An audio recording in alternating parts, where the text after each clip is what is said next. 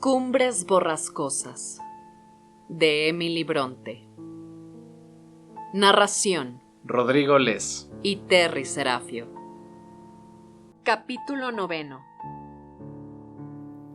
Hindley entró, como me temía, muy exasperado y pronunciando tremendas imprecaciones, sorprendiéndome en el momento en que trataba de ocultar a su hijo en la alacena de la cocina. A Hareton le espantaban tanto las muestras de afecto como ser objeto de la ira de su padre, porque o bien corría el riesgo de que le ahogara con sus brutales abrazos, o se exponía a que le estrellara contra un muro. Así es que el niño permanecía siempre quieto en los sitios donde yo le escondía. Al fin le encuentro, vociferó Hindley, atenazándome por el cuello. Todos os habéis conjurado para matar al niño. Ahora comprendo por qué le mantenéis siempre apartado de mí. Pero con la ayuda de Satanás, Elena, te voy a hacer tragar este cuchillo. No lo tomes a risa. Acabo de echar a Kenneth, cabeza abajo, en el pantano del Caballo Negro. Y ya tanto se me dan dos como uno. Tengo ganas de mataros a uno de vosotros y no pararé hasta que lo haga. Vaya, señor Hindley, repuse. Déjeme en paz. No me gusta el sabor a arenques del cuchillo. Mejor es que me pegue un tiro si quiere. Quiero que te vayas al diablo, contestó. Ninguna ley inglesa impide que un hombre tenga una casa decorosa, y la mía es detestable. ¡Abre la boca! ¡Ah! Dijo, soltándome de pronto. Ahora me doy cuenta de que aquel granuja no es Hareton. Perdona, Elena. Si lo fuera, merecería que le desollaran vivo por no venir a saludarme y estarse allí chillando como si yo fuera un espectro. Ven aquí, engendro desnaturalizado.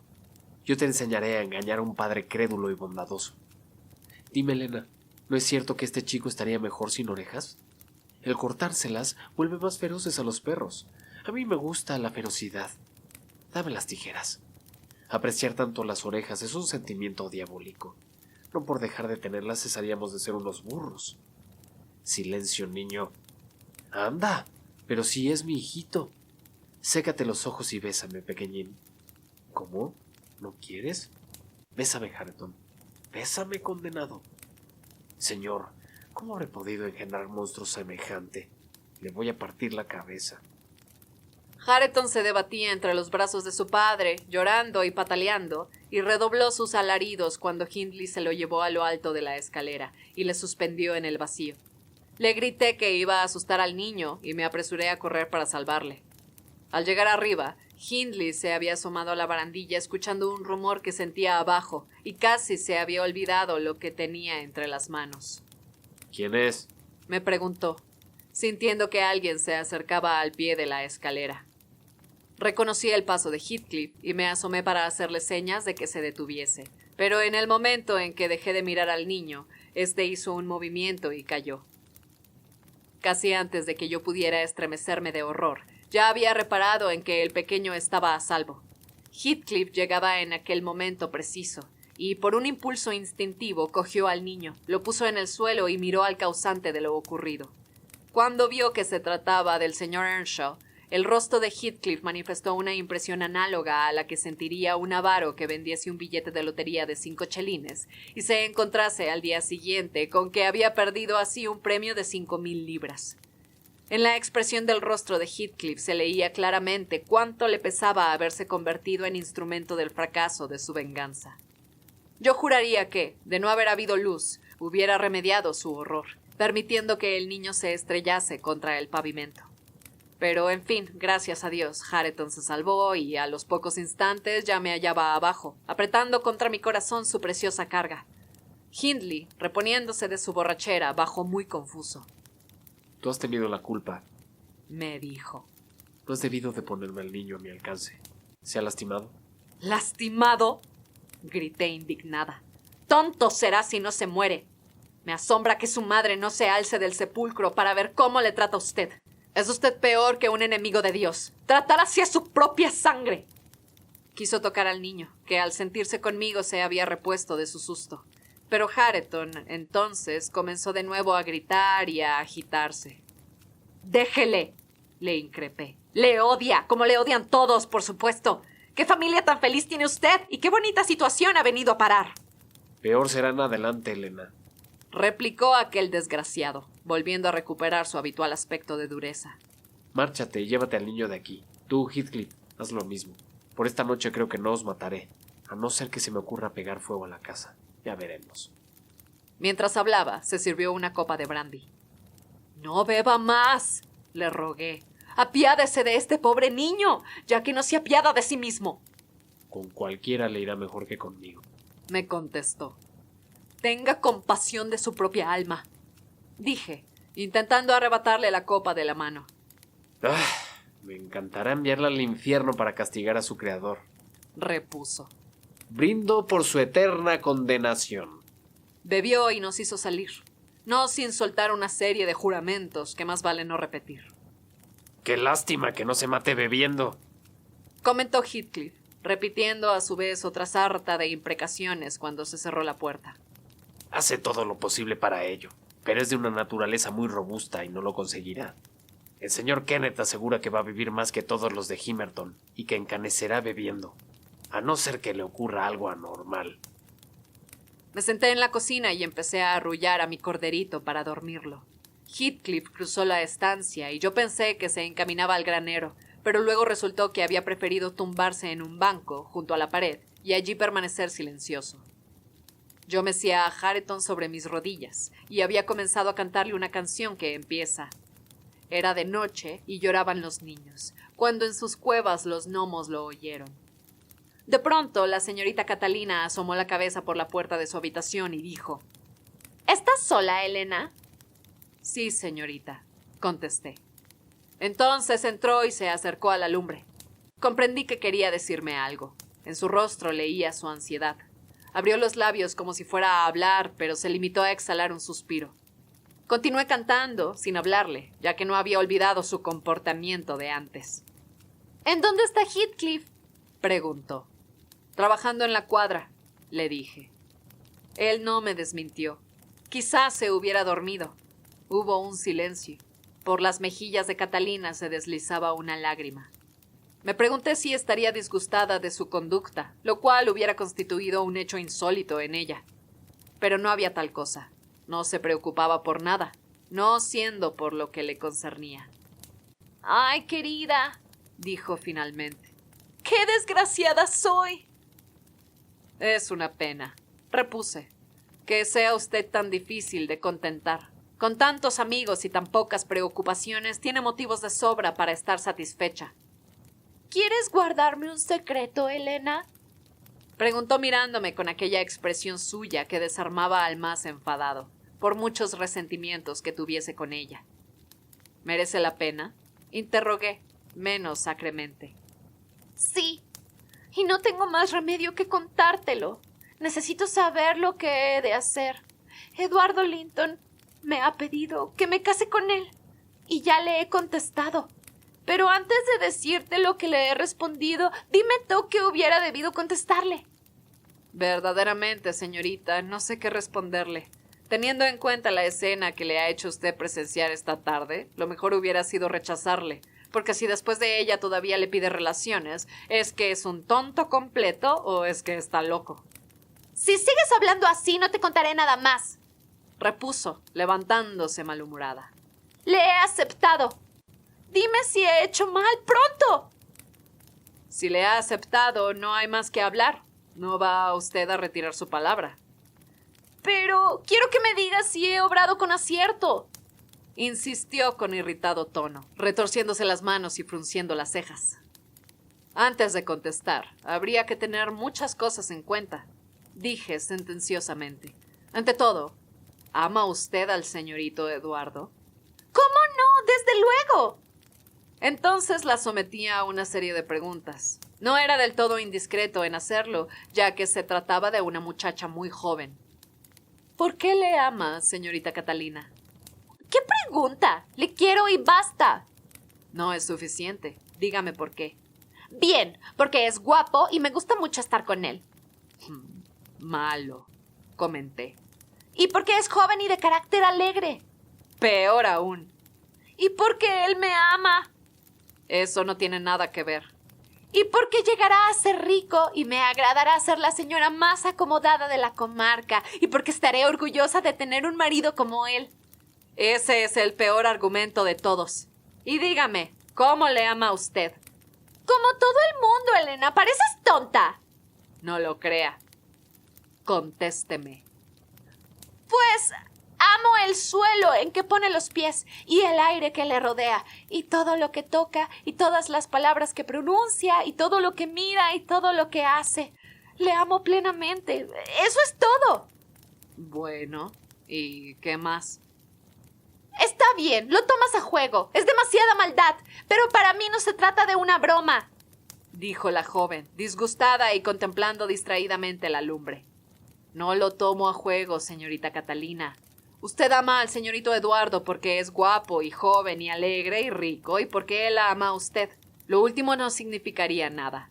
Usted le amaría igual aunque ello no fuera así.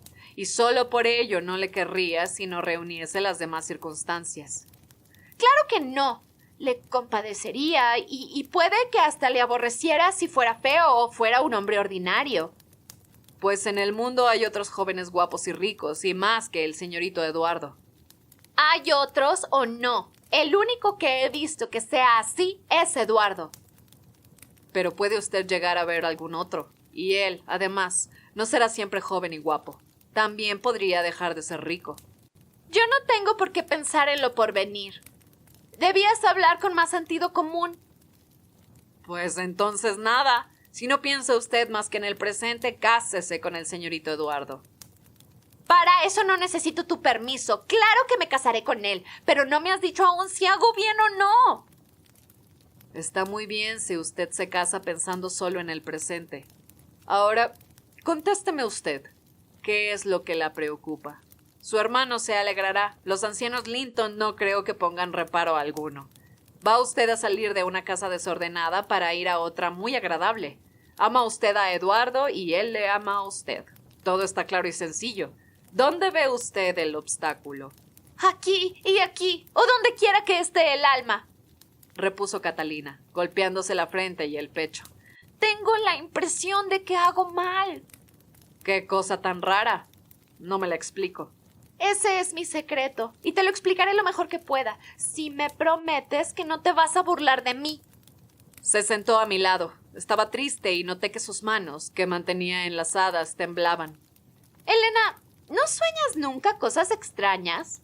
Me dijo, después de reflexionar un instante. A veces, contesté. También yo. En ocasiones he soñado cosas que no he olvidado nunca y que han cambiado mi modo de pensar. Han pasado por mi alma, modificando su tonalidad, como cuando el agua se le agrega vino. Y he tenido un sueño de esa clase. Te lo voy a contar, pero líbrate de sonreír.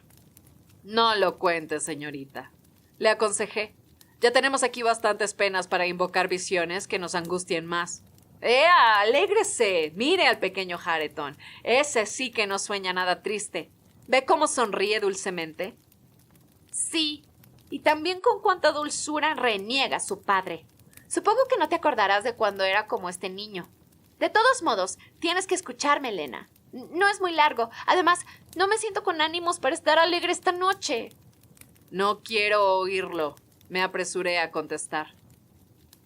Yo era, y soy aún, muy supersticiosa en cuestión de sueños, y el semblante de Catalina se había puesto tan sombrío que temía escuchar el presagio de alguna horrorosa desgracia.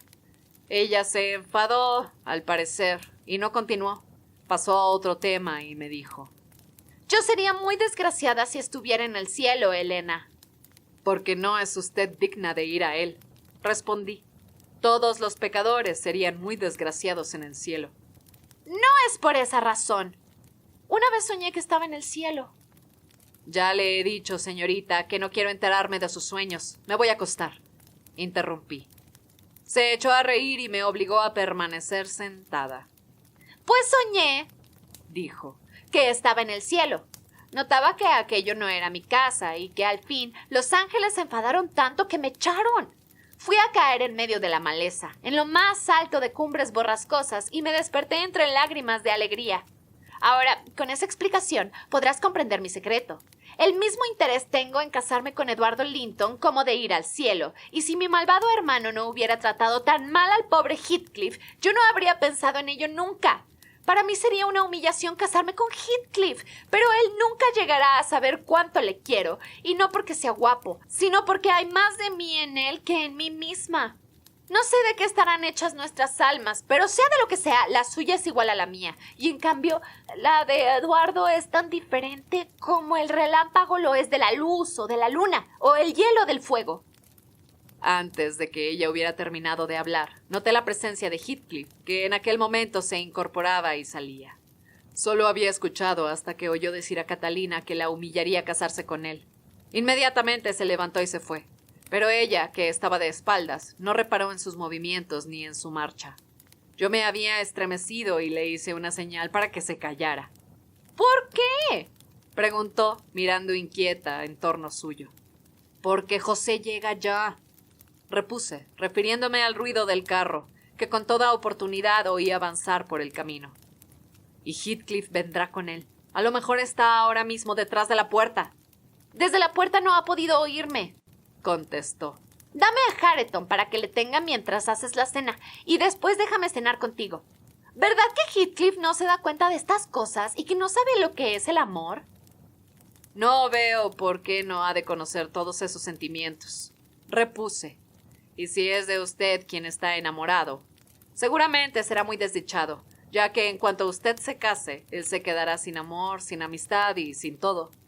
¿Ha pensado en las consecuencias que tendrá para él la separación, cuando se dé cuenta de que queda enteramente solo en el mundo, señorita Catalina? ¿Qué separación ni que quedarse solo en el mundo?, replicó, indignada. ¿Quién habría de separarnos? ¡Ay del que lo intentara! Antes que abandonar a Heathcliff, prescindiría de todos los Linton del mundo. No me propongo tal cosa. No me casaría si hubiera de suceder así.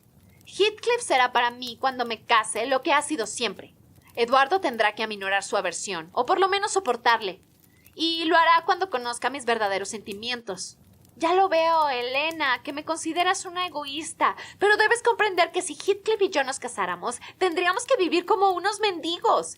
En cambio, si me caso con Linton, puedo ayudar a Heathcliff a que se libre de la opresión de mi hermano. ¿Con el dinero de su esposo, señorita? No será eso tan fácil como usted cree. No tengo autoridad para opinar, pero me parece que ese motivo es el peor de cuantos ha dado para explicar su matrimonio con el señorito Eduardo. ¡No!, repuso ella. Es el mejor. Los otros se referían a satisfacer mis caprichos y a complacer a Eduardo. Yo no puedo hacerme comprender, pero creo que tú y todos tenéis la idea de que después de esta vida hay otra. ¿Para qué habría yo de ser creada si antes de serlo ya estaba enteramente contenida aquí? Todos mis dolores en este mundo han consistido en dolores que ha sufrido Heathcliff, y los he seguido paso a paso desde que empezaron. El pensar en él llena toda mi vida. Si el mundo desapareciera y él se salvara, yo seguiría viviendo. Pero si desapareciera él y lo demás continuara igual, yo no podría vivir. Mi amor a Linton es como las hojas de los árboles, y bien sé que cambiará con el tiempo, pero mi cariño a Heathcliff es como las rocas de debajo de la tierra, que permanecen eternamente iguales sin cambiar jamás. Es un afecto del que no puedo prescindir. Elena, yo soy Heathcliff. Le tengo constantemente en mi pensamiento, aunque no siempre como una cosa agradable. Tampoco yo me agrado siempre a mí misma. No hables más de separarnos, porque es imposible. Calló y escondió la cabeza en mi regazo. Pero yo la aparté de mí porque me había hecho perder la paciencia con sus locuras. Lo único que saco en limpio de sus disparates, señorita, le dije, es que ignora usted los deberes de una mujer casada, o que es usted una mujer sin conciencia, y no me importune con más confidencias porque no me las callaré. Pero de esta no hablará. No se lo prometo. Ella iba a insistir, mas la llegada de José cortó la conversación. Catalina, con Hareton, se fue a un extremo de la cocina, y allí esperó mientras yo preparaba la cena. Una vez que estuvo a punto, José y yo empezamos a discutir acerca de quién debía llevársela al señor Hindley, y solo nos pusimos de acuerdo cuando casi se había enfriado. El acuerdo consistió en esperar que el amo la pidiese, ya que le temíamos cuando llevaba algún rato encerrado a solas. ¿Y aquel idiota no ha vuelto del campo todavía? ¿Qué está haciendo? Hay que ver qué holgazán, dijo el viejo, al notar que Heathcliff no se hallaba allí. Voy a buscarle, contesté. Debe de estar en el granero. Le llamé, pero no obtuve contestación. Cuando volví, cuchicheé al oído de Catalina que seguramente el muchacho había escuchado parte de nuestro diálogo y le expliqué que le había visto salir de la cocina en el momento en que ella se refería al comportamiento de su hermano con él. Al oírme, dio un brinco horrorizada. Dejó a Hareton en un asiento y se lanzó en busca de su compañero, sin reflexionar siquiera en la causa de la turbación que sentía. Tanto tiempo estuvo ausente que José propuso que no los esperáramos más, suponiendo, con su habitual tendencia a pensar mal, que se quedaban fuera para no tener que asistir a sus largas oraciones de bendición de la mesa. Añadió, pues, en bien de las almas jóvenes, una oración más a las acostumbradas, y aún hubiera aumentado otra en acción de gracias de no haber reaparecido la señorita, ordenándole que saliese enseguida para buscar a Heathcliff donde quiera que estuviese y hacerle venir. «Necesito hablarle antes de subir», dijo. «La puerta está abierta y él debe de encontrarse lejos, porque le he llamado desde el corral y no contesta». José, aunque hizo algunas objeciones, acabó por ponerse el sombrero y salir refunfuñando al verla tan excitada que no admitía contradicción. Catalina empezó a pasearse de un extremo a otro de la habitación, exclamando: «¿Dónde estará? ¿A dónde habrá ido? ¿Qué es lo que dije, Elena? Ya no me acuerdo. ¿Estará mortificado por lo de esta tarde? ¡Ay, Dios mío! ¿Qué habré dicho que le ofendiera? Necesito que venga. Quiero que esté aquí». «¡Qué alboroto para nada!», repuse, aunque me sentía también bastante inquieta. «Se apura usted por poco. No creo que sea motivo de alarma el que Heathcliff pasee por los pantanos a la luz de la luna, o que esté tendido en el granero sin ganas de hablar. A lo mejor está escuchándonos. Voy a ver si lo encuentro». Y salí de nuevo en su busca, pero sin resultado. A José le ocurrió lo mismo. Volvió diciendo: «¿Cuánta guerra da ese muchacho? Ha dejado abierta la verja y la jaca de la señorita se ha escapado a la pradera después de estropear 2 haces de trigo. Ya le castigará el amo mañana por esos juegos endemoniados. Y hará bien. Demasiada paciencia tiene por tolerar tantos descuidos. Pero no sucederá siempre igual. Lo hemos de ver. Está haciendo todo lo posible para sacar al amo de sus casillas». «Bueno, ¿has encontrado a Heathcliff o no, so bestia?», le interrumpió Catalina. «¿Le has buscado como te mandé?». «Con más gusto hubiera buscado al caballo y hubiera sido más razonable», respondió. «pero no puedo encontrar ni a uno ni a otro en una noche tan negra como la de hoy. Y si silbo para llamarle, bien cierto es que no vendrá. Puede que no estuviera tan sordo si le silbara usted». A pesar de que estábamos en verano, la noche, en efecto, era oscurísima. Amenazaba tormenta, y yo les aconsejé que nos sentáramos, porque seguramente la lluvia haría volver a Heathcliff sin necesidad de que nos ocupásemos de encontrarle. Pero Catalina no se tranquilizó. Iba y venía, en continua agitación de un sitio a otro. Al fin, se apoyó en el muro junto al camino, y allí permaneció a pesar de mis observaciones. Unas veces llamando a Heathcliff, otras escuchando en espera de sentirle volver, y otras llorando desconsoladamente. Lloraba como Hareton u otro niño cualquiera lo hubiese hecho. A medianoche la tormenta descargó violentamente sobre cumbres borrascosas. Fuera efecto de un rayo o de un vendaval, un árbol próximo de la casa se tronchó, y una de sus grandes ramas cayó sobre el tejado, derribando parte del tubo de la chimenea, lo que hizo que se desplomara sobre el fogón una avalancha de piedras y hollín. Creímos que había caído un rayo entre nosotros, y José se hincó de rodillas para pedir a Dios que se acordara de Noé y Lot, y al enviar su castigo sobre el malo, perdonara al justo. Yo intuí que entonces también nosotros íbamos a ser alcanzados por la ira divina. En mi mente el señor Earnshaw se me parecía como Jonás, y temiendo que no viniera ya, llamé su puerta. Respondió de tal modo y con tales frases que José hubo de impetrar a Dios, con redoblada vehemencia, que en la hora de su ira hiciera la oportuna distinción entre justos como él y pecadores como su amo. En fin, la tempestad cesó a los pocos minutos, sin habernos causado ni a José ni a mí mal alguno, aunque sí a Catalina, que, por haberse obstinado en continuar bajo la lluvia, sin siquiera ponerse el abrigo, ni nada a la cabeza, volvió empapada. Se sentó, apoyó la cabeza en el respaldo del banco y acercó las manos al fuego. Vaya, señorita, le dije tocándole un hombro. Usted se ha empeñado en matarse. ¿Sabe qué hora es? Las 12:30. Vamos a acostarnos. No es hora de seguir esperando a ese imbécil. Se habrá ido a Himerton y pernoctará allí. Ya comprenderá que no esperamos que vuelva a estas horas. Además, temerá que el señor esté despierto y que sea él quien le abra la puerta.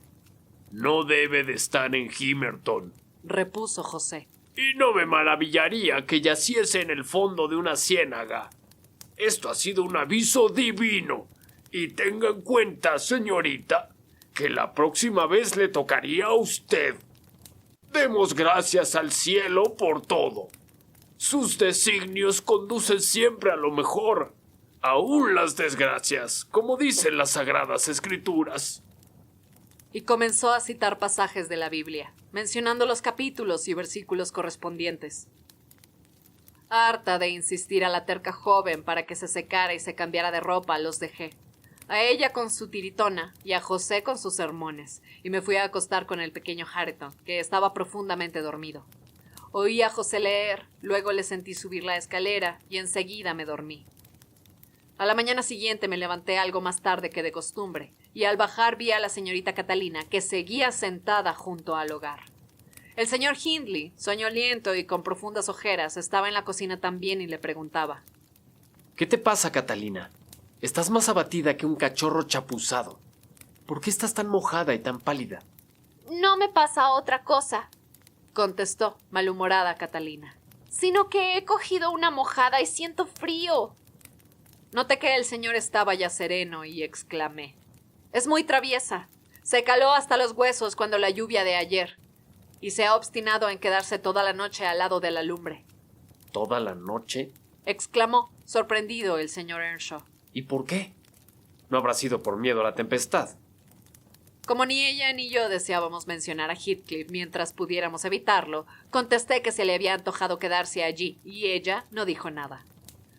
Hacía una mañana clara y fresca. Abrí las ventanas y los perfumes del jardín penetraron en la estancia. Pero Catalina me dijo, «Cierra, Elena, estoy extenuada». Y sus dientes rechinaban, mientras se acercaba a la lumbre casi fría. Está enferma, aseguró Hindley, tomándole el pulso.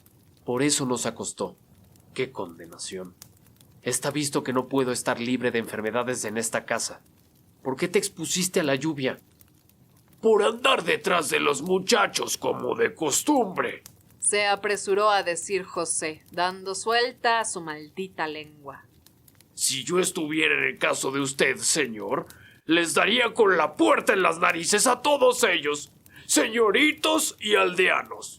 Todos los días que usted sale, el Linton se cuela aquí como un gato.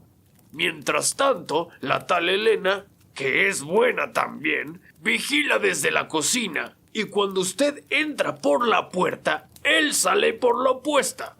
Y entonces nuestra señorona corre al lado del otro. Hay que ver. Andar a las 12 de la noche a campo traviesa con aquel endiablado gitano de Heathcliff. Se imaginan que estoy ciego, pero se equivocan. Yo he visto al joven Linton ir y venir, y te he visto a ti, sobruja, añadió, mirándome. Estar atenta y avisarlos en cuanto los cascos del señor sonaron en el camino. ¡Silencio, insolente!, gritó Catalina. Linton vino ayer por casualidad, Hindley, y le dije que se fuera cuando viniste, porque supuse que no te agradaría verle dada la forma en que venías. Mientes, Catalina. Estoy seguro. Y eres una condenada idiota, repuso su hermano. No me hables de Linton por el momento. Dime si has estado esta noche con Heathcliff. No temas que le maltrate. Le odio, pero hace poco me hizo un favor y ello detiene mis impulsos de partirle la cabeza. Lo que haré será echarle a la calle hoy mismo. Y a partir de entonces tened cuidado, porque todo mi mal humor caerá sobre vosotros. No he visto a Heathcliff esta noche, contestó Catalina, sollozando. Si le echas de casa me iré con él, pero quizá no pueda hacerlo ya. Tal vez se haya ido. Una angustia incontenible la dominó y empezó a proferir sonidos inarticulados. Hindley le dirigió un chaparrón de groserías y la hizo subir a su cuarto, amenazándola con que de lo contrario tendría verdaderos motivos para llorar. Yo hice que le obedeciera, y jamás olvidaré la escena que me dio cuando estuvo en su alcoba. Me aterrorizó hasta el punto de que pensé que iba a volverse loca, y encargué a José que corriera a llamar al médico. El señor Kenneth pronosticó un comienzo de delirio. Dijo que estaba enferma de gravedad. Le hizo una sangría para disminuir la fiebre y me encargó que le diese solamente leche y agua de cebada, y que la vigilase mucho para impedir que se arrojase por la ventana o por la escalera. Enseguida se marchó, porque tenía excesivo trabajo, ya que entre las casas de sus pacientes solía haber una distancia de 4 o 5 kilómetros. Confieso que no me porté como una excelente enfermera, y José y el amo tampoco lo hicieron mejor que yo. Pero pese a ello y a sus propios caprichos, la enferma logró vencer la gravedad de su estado. Entretanto, la señora Linton nos hizo varias visitas. Procuró ordenar las cosas de la casa. Estaba siempre dándonos órdenes y reprendiéndonos, y por fin, cuando Catalina estuvo mejor, se la llevó a convalecer a la granja, lo que por cierto le agradecimos mucho. Pero la pobre señora tuvo motivo para arrepentirse de su gentileza, porque ella y su marido contrajeron la fiebre y fallecieron con un intervalo de pocos días. La joven volvió a casa más violenta y más intratable que nunca. No habíamos vuelto a saber nada de Heathcliff. Un día en que ella me había hecho perder la paciencia, cometí la ligereza de achacarle la culpa de la desaparición del muchacho, lo que en realidad era la verdad pura, como a ella le constataba, y mi acusación hizo que rompiera conmigo todo trato, excepto el inevitable para las cosas de la casa. Ello duró varios meses. José cayó también en desgracia. No sabía callarse sus pensamientos y se obstinaba en seguir sermoneándola como si aún fuera una chiquilla, cuando en realidad era una mujer hecha y derecha, y además nuestra ama. Para colmo, el médico había recomendado que no se le contrariase, y ella consideraba que cometíamos un crimen cuando la contradecíamos en algo. No trataba tampoco a su hermano ni a los amigos de su hermano. Hindley, a quien Kenneth había hablado sinceramente, procuraba dominar sus arrebatos y a no excitar el mal carácter de Catalina. Incluso se portaba con demasiada indulgencia, aunque más que por afecto lo hacía porque deseaba que ella honrase la familia casándose con Linton. Le importaba muy poco que Catalina nos tratara a nosotros como esclavos, siempre que no le importunase a él. Eduardo Linton se sintió tan entontecido como tantos otros lo han estado antes que él, y lo seguirán estando en lo sucesivo, el día en que llevó al altar a Catalina, 3 años después de la muerte de sus padres. Contra mi gusto, me obligaron a abandonar Cumbres Borrascosas para acompañar a la joven señora. El pequeño Hareton tenía entonces 5 años, y yo había empezado a enseñarle a leer. La despedida fue muy triste, pero las lágrimas de Catalina pesaban más que las nuestras. Al principio no quise marcharme con ella, y viendo que sus ruegos no me conmovían, fue a quejarse a su novio y a su hermano. Y el primero me ofreció un magnífico sueldo, y el segundo me ordenó que me largase, ya que no necesitaba mujeres en la casa, según dijo. De Hareton se haría a cargo el cura, así que no tuve más remedio que obedecer. Dije al amo que lo que se proponía era alejar de su lado todas las personas decentes para precipitarse más pronto en su propia ruina. Besé a Hareton y me fui. Desde entonces, el niño ha sido para mí un extraño. Aunque parezca mentira, creo que ha olvidado por completo a Helena Dean, y que no se acuerda de aquellos tiempos en el que él lo era todo en el mundo para ella, y ella todo en el mundo para él. Al llegar a esta altura de su relato, mi ama de llaves miró el reloj y se asombró de ver que las manillas marcaban la 1:30. Se negó a seguir sentada ni un segundo más y, en verdad, yo me sentía también bastante propicio a que su relato se aplazase. Ahora que se ha ido, voy a decidirme a acostarme, a pesar del entorpecimiento que invade mis músculos y mi cabeza.